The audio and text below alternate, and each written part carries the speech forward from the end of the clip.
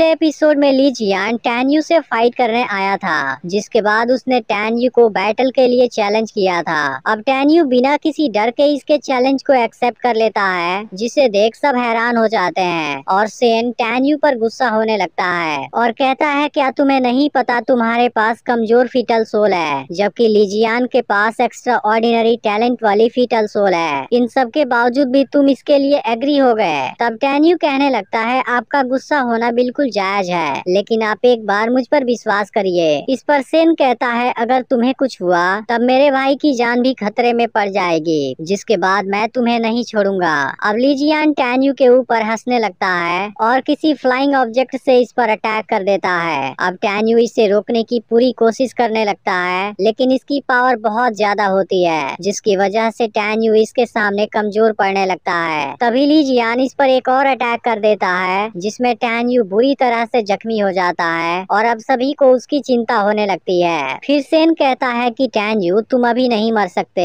अब लीजियान टैन्यू के physical power को देख हैरान होता है, लेकिन तभी अपने स्पिरिट गन से उस पर फिर अटैक कर देता है, जिसमें टैन्यू अब पहले से और भी ज्यादा जख्मी हो जाता है। इसके बाद सभी टैन्यू को चीयर्स करने लगते हैं और उसे हिम्मत देने लगते हैं। यह देख टैन्यू खुद को इसके अटैक से बचाता है और अपनी पावर का यूज करके इस पर अटैक कर देता है। टैन्यू की यह अटैक इतनी पावरफुल होती है कि लीजियान इसे नहीं झेल पाता और तुरंत मारा जाता है, लेकिन अगले ही पल टैन्यू भी बेहोश होकर नीचे गिर जाता है। यह देखते ही सब इसके पास आते हैं और इसको जगाने लगते हैं। फिर सेन इसको एक पिल देता है, जिसके बाद टैन्यू होश में आ जाता है और कहता है मैं बिल्कुल ठीक हूँ। तब सेन कहता है तुम बुरी तरह से जख्मी हो, मैं सबसे पहले तुम्हें हील करने के लिए किसी को खोजने वाला हूँ। फिर कहता है लीजियान मेरे एरिया में परेशानी करने आया था, इसलिए तुम उसके डेड बॉडी को जंगली जानवरों को खिला दो। तभी टैन्यू कहता है लीजियान की सोल, उसकी फ्लाइंग लिंगडिंग और स्पिरिट गन अभी भी बहुत काम की है। जिसके बाद सेन यह सारी चीजें लेकर टैन्यू के साथ यहाँ से चला जाता है। अब यह सभी कहने लगते हैं किसने बोला था